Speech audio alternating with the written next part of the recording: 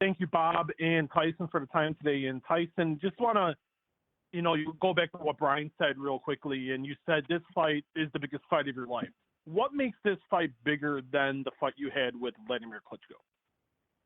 This fight's the biggest fight of my life up to now. Vladimir Klitschko's in the past, it's history, and this fight's active and current. So every fight that I have going forward is the biggest fight of my life.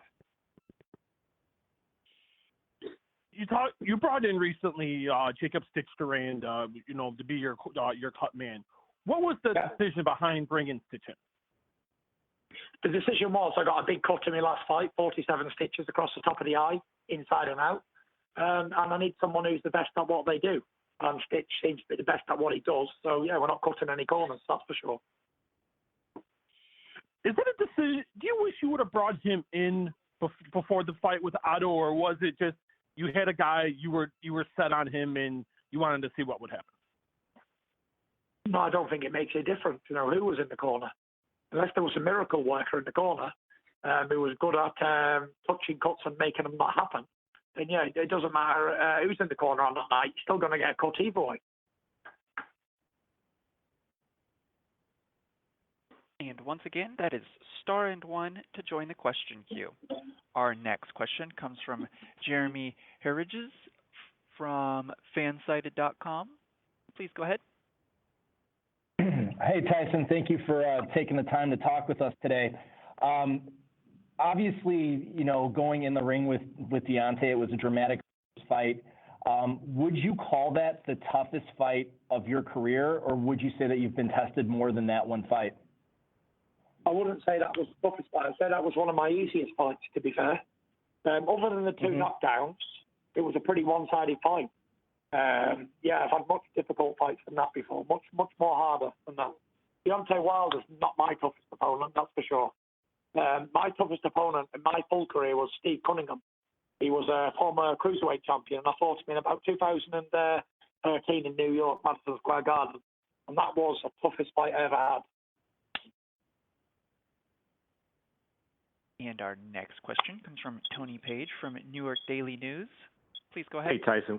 Tyson, what's going on? What's going on, sir?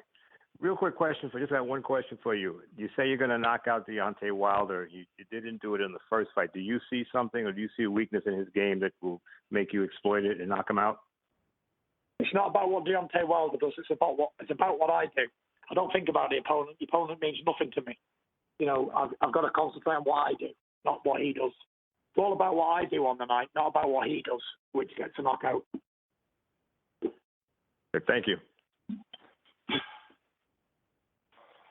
And our next question comes from Sean Gross from Boxing Insider. Please go ahead. Hi, champ. Thanks for taking the time out to talk to all of us. I just have one simple question. When you realized that you needed to be more aggressive this time around to get a guaranteed win, was that what led you to training with Sugar Hill Stewart more than perhaps another trainer that might be more defensive-minded? Yeah, I had a good defensive coach, Ben Davison. We worked on a lot of defense every single day for 2 years. It was defense. So I needed an aggressive trainer. I worked with Sugar Hill in the past. I knew he was a good guy. I knew we got on well, which is very important. Communication is the key to any good relationship. And that's why I brought him in. And it's been one of the best decisions I've ever made, ever. Great. Thank you so much, and all the best. No problem. Our next question comes from Carlos Toro from Fightful. Please go ahead. Thanks so much. Thanks, Tyson, for taking time to talk to us. Earlier in the call, you talked about the readiness, in this fight compared to the first fight. Obviously, you had the very tough fight against Otto Wallin. Do you believe that fight maybe perhaps prepared you for you to have to go into deep waters against Deontay Wilder this time around, compared to your first two fights coming back right before the first fight against Deontay? For sure. Going the distance in good fights, it really does sharpen you up if you're a match fitness. I was happy that the last fight was a tough fight and it wasn't just a blowover, because it prepares me more for the Deontay Wilder Battle Royale. We both had two quick knockouts in the first two fights we had.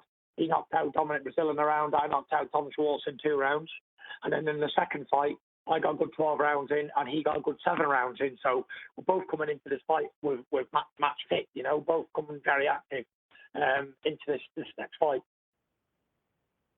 All right, thanks, Tyson. Best of luck. It's February 22nd. Thank you. And our next question comes from Keith Eidick from BoxingScene.com. Please go ahead.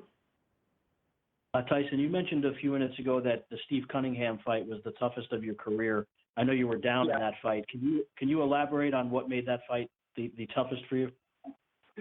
At that time in my life, I'd never fought anybody like Steve Cunningham. He won the IBF title, like, and defended it, and maybe 7 times or something like that. He was unified champion, and it was my first step up, like, onto anybody with that type of ability. And he was slick, and he was hard to hit. He was very awkward, and he was a very good boxer. So that was the toughest fight in my life. Going into that fight, you know, Steve was a smaller heavyweight. Did you underestimate him maybe going into that fight? No, I never underestimated him. He was 6'3" and 210 pounds. He was probably taller than Evander Holyfield and bigger as well. So, you know, we say small heavyweights, but they're really big heavyweights. But today, the heavyweights have gone supersized. So, yeah, he was a tough opponent. I didn't underestimate him. He was a very good guy, very good boxer. I just have one other question for you, Tyson. How much did it help? You know, changing trainers is never easy, but how much did it help, though, that you knew Javon Stewart and didn't have to get to know a new trainer entirely? It was very helpful. You know, we knew each other from the past, and it was helpful because we just gelled straight away. There was no like getting used to each other and all that. We just went straight to work in an old-fashioned type manner. Would you have changed to a trainer that you weren't familiar with, or would you not have done that? I wouldn't have done it, no. Okay. Because we only had 8 weeks to prepare for the fight, and it takes a few weeks to get used to a new trainer and to gel on the personalities. You never know what you're getting with new trainers and all that, but the fact that we worked together in the past, we knew each other, we kept in touch, we spoke to each other over the years. It was really helpful. We just got